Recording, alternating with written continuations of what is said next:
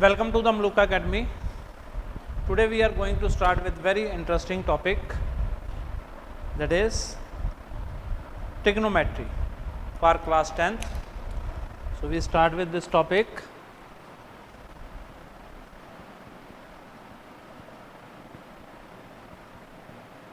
Topic is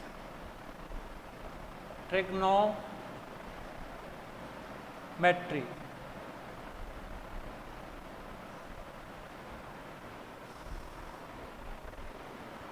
So as we know that this relates to a triangle. Tri means three angles that are in a triangle. So whenever we talk of a trigonometry, we always remember of a right angle triangle. So trigonometry, for trigonometry we have got right angle triangle. For example, this is A, B, C, this is 90 degree. So obviously when the triangle is right angle triangle, one angle has to be 90 degree. Then we frame what we do, the side opposite to right angle is known as hypotenuse. So this is known as hypotenuse. Generally we denote this by H.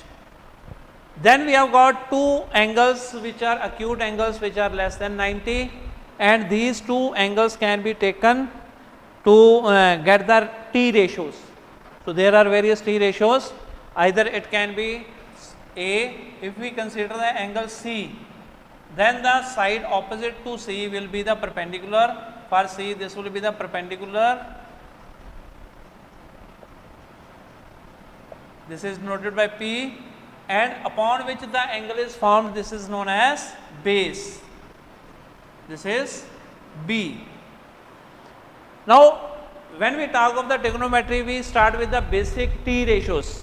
So there are some T ratios, or we can say trigonometric ratios.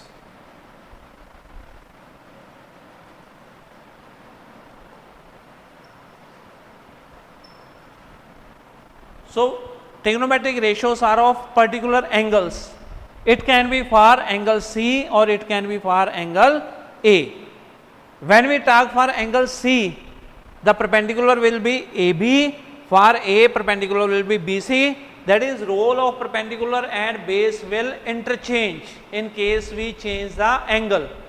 So let us talk about the various trigonometric ratios. For example, we have got sine C, sine of C. Sine of angle C means we can write this as sine C. So this will be equal to sine C is given by perpendicular. It is the ratio of perpendicular to the hypotenuse. So this is given by perpendicular over hypotenuse. So what is the perpendicular here? For this C angle we have got perpendicular AB and hypotenuse is AC. This is AB and this is AC. Then we have got cosine of angle. Cosine of angle C, this is written as in short cos C, and this is given by ratio of base to the hypotenuse. So we can write this as B, ratio of B to H, and base here is BC upon hypotenuse is AC. Then next is tangent of C, and this can also be written as tangent C. Now the things get little complex, or we can modify it in some easy manner. So tangent C is given by ratio of perpendicular to the base. It is perpendicular over base. What is the perpendicular here? Perpendicular is AB, base is BC. So we can write it as AB over BC. Now we can move to the next ratio, but before that we will modify this ratio. For example, tangent C is P upon B, perpendicular over tangent C is given by perpendicular over base. If we divide numerator and denominator by H, we divide numerator and denominator by h, this becomes p upon h, this becomes b upon h. The ratio will remain 10. So what is p upon h? We get it as sine. So this is equal to sine c upon cos c. So we developed a very good relation here. So that I will mark in different color. That is tangent c can also be found if we know sine c and cos c. This is given by tangent c is equal to sine c upon cos c. So this we can find. Then we have got three more ratios that we can find, that can be given by cosecant of c, which is cosecant c, which can be given, which is the reciprocal of sine. This is 1 upon sine c, or we can say this is hypotenuse upon perpendicular, and we can say this is AC upon AB. So you can also remember this relation again, mark this relation. Cosecant x is, we can also find it from sine. If you know the sine, we can write the cosecant, and directly also we can find by dividing hypotenuse by perpendicular. Then we have got secant of c, which is sec c, which is 1 upon cos c. This is equal to hypotenuse upon base, which is equal to AC upon BC. Then last of all is cotangent of c, which is COT 1 upon tangent c, or we can say cos c upon sin c, or we can say base over perpendicular, or we can write it as BC upon AB. So these are the various ratios which we can find here. Now we want to interpret some more things from here. What we are given, we have find, so this is just for the description. So we will be dealing with this part only. Sin c is equal to perpendicular over hypotenuse, cos c is equal to base upon hypotenuse, tangent c is this. Then we have got cosecant c, hypotenuse upon perpendicular. For secant we have got hypotenuse upon base. For cot we have got base upon perpendicular. So we can write this as, this is Pandit Badri Prasad har bole sona chandi tole. So this is just know what I have written, that Pandit Badri Prasad har bole sona chandi tole. So this is for sine. Sine is given by perpendicular over hypotenuse. This is C is for cos. Cos is base upon hypotenuse. Tangent is perpendicular over base. Sine, cos, tan. Then what are the reciprocal? We can write it at the bottom. So this is for the sine, this is for the cos, this is for the tangent, and this will be cosecant, secant, and then cotangent. So this we can write in this format also. So this is the overall of this. Now we will do some questions based upon these. And when we talk of the, in a right angle triangle, we can also use the Pythagoras theorem, which is very important, which we have to use here. When we use the Pythagoras theorem, it can be written as, this is very important for finding this Pythagoras theorem, that can be given as hypotenuse square is equal to perpendicular square plus base square. So this we can find very easy. Now if we look at this relation sine and cos, what do we interpret? यहाँ से हमें क्या पता चलता है, sign जो है वो है perpendicular over hypotenuse, base cos क्या है? Base upon hypotenuse. और ये हमें मालूम है जब भी हम इसकी वैल्यू लेते हैं एक ट्रायंगल में, एक राइट एंगल ट्रायंगल में, hypotenuse is always longest side, वो सबसे बड़ी साइड होती है। परपेंडिकुलर बेस छोटी होती है, कभी भी उससे बड़ी नहीं हो सकती। This we know very well, that is this perpendicular, this base is always less than hypotenuse, that is perpendicular is less than hypotenuse. तो क्या होगा? ऊपर हमारे पास लेस है, नीचे ज़्यादा है, ये वैल्यू हमेशा ही 1 से कम रहेगी या 1 तक पहुंच सकती है।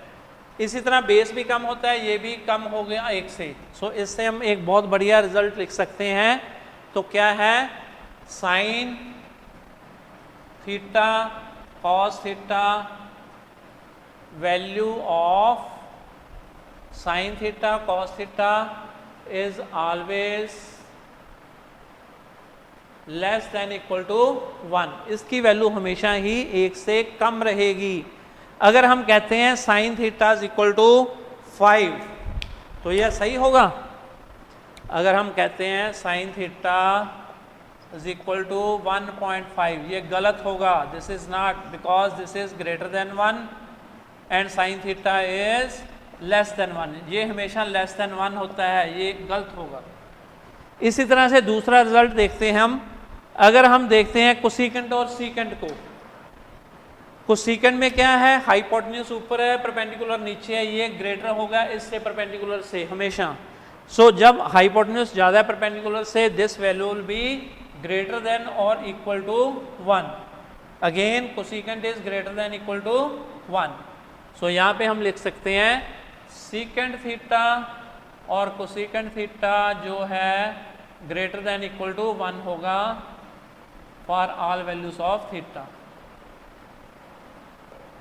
इसकी वैल्यू हमेशा ही 1 से ज़्यादा होगी, उसकी वैल्यू 1 से कम होगी। अगर हम कहते हैं सीकेंट थीटा हमारा है 1/2, ये गलत होगा, क्योंकि कोई भी ऐसा ट्रायंगल नहीं है जिसमें हाइपोटेन्यूज तो 1 हो लेकिन बेस जो हमारा 2 हो। हाइपोटेन्यूज हमेशा ही ज़्यादा होगा। So this is not true, this can not be done. लेकिन अगर हम टेंजेंट और कोसेकेंट कोटेंजेंट की बात करें, ये कुछ भी वैल्यू ले सकते हैं, they can take any value. The values of tangent and cotangents that can run from -infinity to infinity. This can be 0 to infinity. All real numbers can be the values of the tangent and cotangent. So we will move further for the questions. So but before that I will rub this part.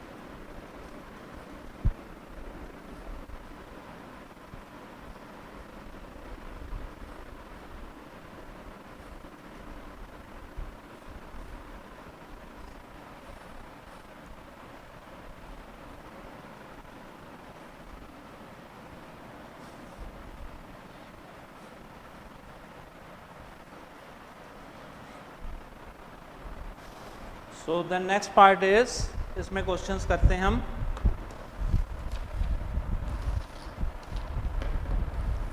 ABC is a right angle triangle, B angle 90 है, AB 12 है,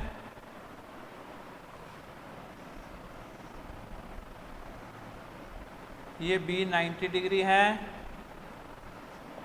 ABC okay. ये 12 दिया है AB और ये 13 दिया है। सो हमने इसमें क्या पता करना है, sine A and cos C, to find sine A and cos C. So sine A यहाँ पे है, कॉस सी इससे आएगा, ठीक है। सो फर्स्ट ऑफ ऑल हम ये देखते हैं, इसमें एक साइड कम है हमारी, दो साइड्स तो हमें दी है लेकिन थर्ड साइड हमें दी नहीं है, वो हम फाइंड कर सकते हैं। कैसे फाइंड करेंगे? By Pythagoras theorem. So we know that by Pythagoras theorem solution by Pythagoras theorem, we have AC square is equal to AB square plus BC square. So what is AC square? 13 square, BC AB square 12 square, BC हमें पता करना है। So BC square क्या आ जाएगा? 13 square minus 12 square which is 169 minus 144 which is equal to 25. So BC is equal to 5. So it can be plus minus 5 but side cannot be negative. So it will be plus 5. So we have find the value of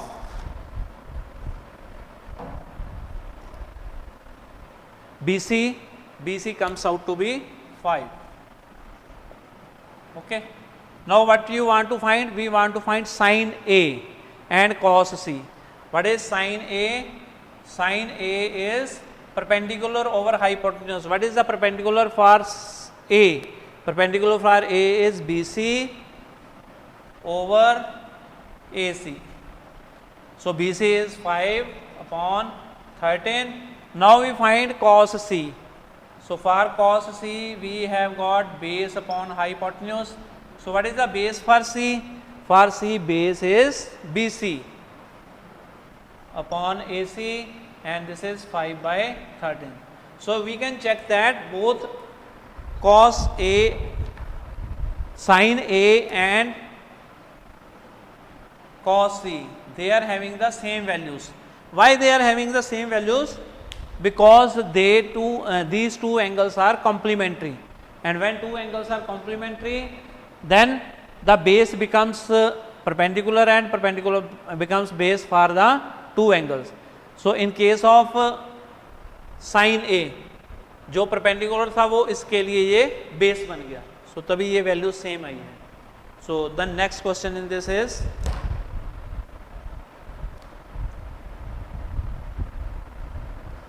sin A is equal to 1 by root 2. एक triangle है ACB, triangle ACB ये 90 degree है, तो हमें क्या दिया है यहाँ पे? साइन A दिया है 1 by √2.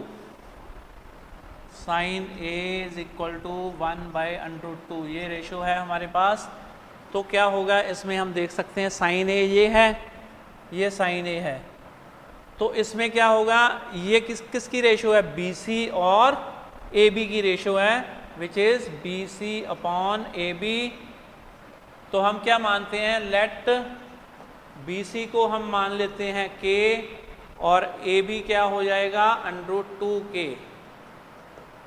सो BC क्या हो गया? K, ये क्या हो जाएगा? √2K. सो ये हमारे पास. अब हम थर्ड साइड निकालेंगे. थर्ड साइड के लिए पाइथागोरस थ्योरम यूज करते हैं, तो क्या होगा? यूजिंग पाइथागोरस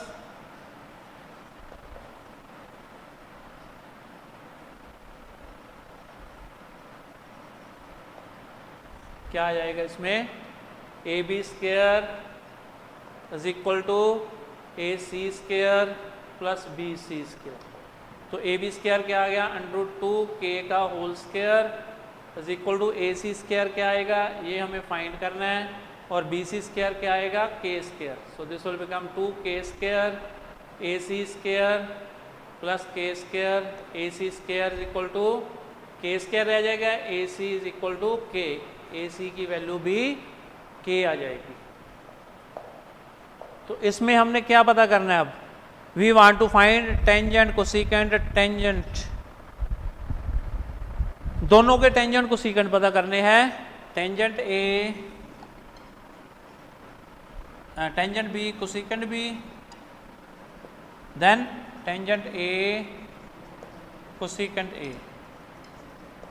सो ये पता करना है हमने। सो क्या आएगा यहाँ पे, just see here, tangent B is perpendicular over base. So perpendicular इसमें क्या है, बी के लिए परपेंडिकुलर ए सी है और बेस क्या है, बी सी। सो ए सी कितना है, दोनों ही के है, तो काट के क्या रह जाएगा, एक आ जाएगा इसमें। कोसिकेंट बी क्या होगा, hypotenuse that is A B upon perpendicular. Perpendicular क्या है बी के लिए, ए सी। तो ये क्या आ जाएगा, √2 के अपॉन के, ये कट के क्या आ जाएगा, √2। अब टेंजेंट ए पता करना है। टेंजेंट ए के लिए क्या होगा, ये हो जाएगा B C upon, B C अपना परपेंडिकुलर हो गया, ये ए सी आ जाएगा। सो इससे कोई फर्क नहीं पड़ेगा, K upon K, this will be equal to 1। And cosecant A क्या आएगा, perpendicular B C over A B. No, this will be your AB upon hypotenuse upon perpendicular, that is BC here. So this will be √2k upon k, ये cut जाएगा, this will be √2. So we have find all the values which we want to find here, that gives you. Then we move to the next question, but before that we will rub this part.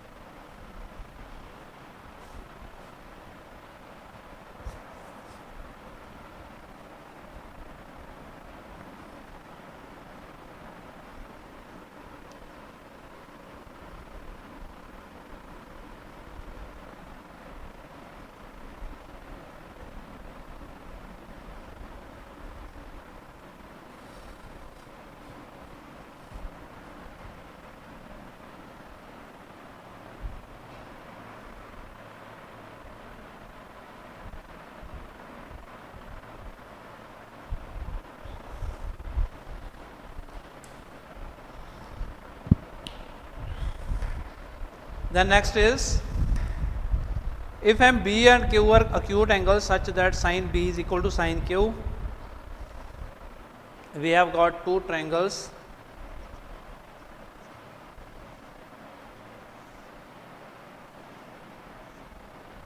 This triangle is your ACB, then second triangle is PQR.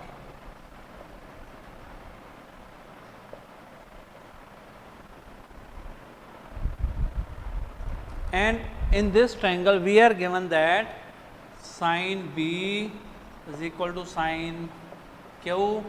To prove, इसमें हमने क्या prove करना है, angle B is equal to angle Q. So very good question. So इसमें हम क्या कर सकते हैं, this is, we start from here. What is sin B? If we look for the ratio sin B, that can be given as perpendicular over hypotenuse. Sin B is here, ये given है, हमें ये prove करना है. Sin B is given as AC upon AB, which is sin Q is PR upon PQ. ये हमें given है। अब इसको हम थोड़ा मॉडिफाई कर सकते हैं, इन दोनों को इंटरचेंज कर सकते हैं क्रॉस मल्टीप्लाई करके। We can transfer these positions. तो इसको हम क्या लिख सकते हैं, A C upon P R equal to A B upon P Q which is equal to K. तो ये हमारे पास आ गया। इससे हम ये भी लिख सकते हैं A C is equal to K into P R and A B is equal to K into P Q, ये आ जाएगा। ठीक है, तो अब हमें क्या करना है, इन दोनों की रेशो तो सेम आ गई, ए सी और पी आर की, ए बी और पी क्यू की। अब हमें क्या करना है, बी और क्यू को प्रूव करना है। अब तीसरी साइड देखते हैं, हम बी सी और आर क्यू की रेशो लेते हैं। सो B C upon R Q is equal to be C square upon R Q square which is equal to be C square कैसे निकलेगा, बी सी स्क्वायर पाइथागोरस से लगा के A B square minus A C square. So this will be equal to under root A B square minus A C square upon R Q क्या है, P Q square minus P R square. तो अब हम क्या करेंगे, A B के लिए क्या लिखते हैं, K P Q. So this will be equal to K square P Q square minus A C के लिए क्या लिखेंगे, K into P R. So this will be K square into P R square upon under root P Q square minus P R square. तो इसमें क्या आ जाएगा, B C square is equal to, ये बी सी ही रहेगा क्योंकि हमने अंडर रूट लिया है। सो ये बीच में हटा देते हैं। सो ये आ गया। So this will be your B C upon R Q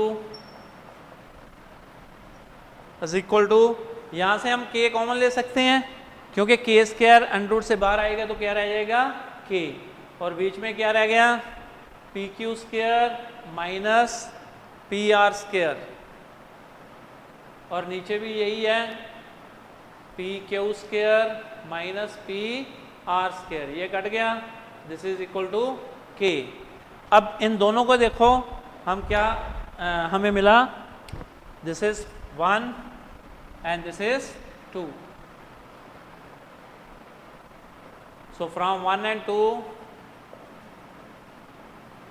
we get क्या आएगा, AC upon P R, B C upon Q R, P Q upon A B is equal to K. इन सभी की रेशो सेम होगी ना, because ये भी के इक्वल है, ये भी के इक्वल है, तो सभी ये के इक्वल हो जाएगी रेशो। अब क्या है, all the three sides are in same ratio. सो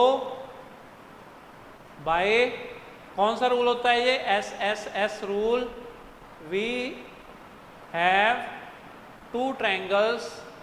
कौन कौन से ट्रायंगल्स है, ट्रायंगल ए सी बी, ये सिमिलर हो गया किससे, ट्रायंगल पी आर क्यू से। सो जब तीन साइड्स सेम रेशियो में हो तो क्या होगा, ये ट्रायंगल्स सिमिलर हो जाएंगे, वो सिमिलरिटी का निशान है। अब by C P S T corresponding parts of similar triangles are equal, we can have angle B और क्यू इक्वल होंगे। So we can write angle B is equal to angle Q by CPST, that is corresponding parts of similar triangles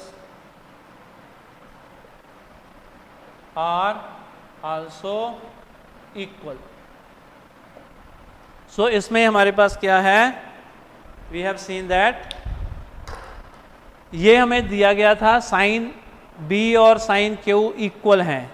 जब sign B और sign Q equal है तो क्या होगा, इसमें इन दोनों की रेशो जो है AC और AB की, और PR साइन B से क्या है, AC अपॉन AB, ये रहा। और दूसरी P Q upon P are upon P Q क्या है, साइन क्यू, ये सेम है। सो वहाँ से ये रेशो निकाली, थर्ड साइड की भी रेशो वही आ गई। अब तीनों साइड की रेशो सेम है, जब तीनों साइड की रेशो सेम है तो ट्रायंगल सिमिलर हो गए। जब ट्रायंगल सिमिलर हैं तो क्या होगा, ये उनके कॉरस्पॉन्डिंग पार्ट्स भी सेम होंगे, तीनों साइड सेम रेशो में होगी और तीनों एंगल्स इक्वल होंगे।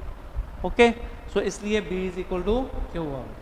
सो इसको हम आगे कंटिन्यू करेंगे नेक्स्ट लेक्चर में। So thank you for listening this, these topics are very interesting, so will have great interest, enjoy the questions, do these questions yourself at your own level.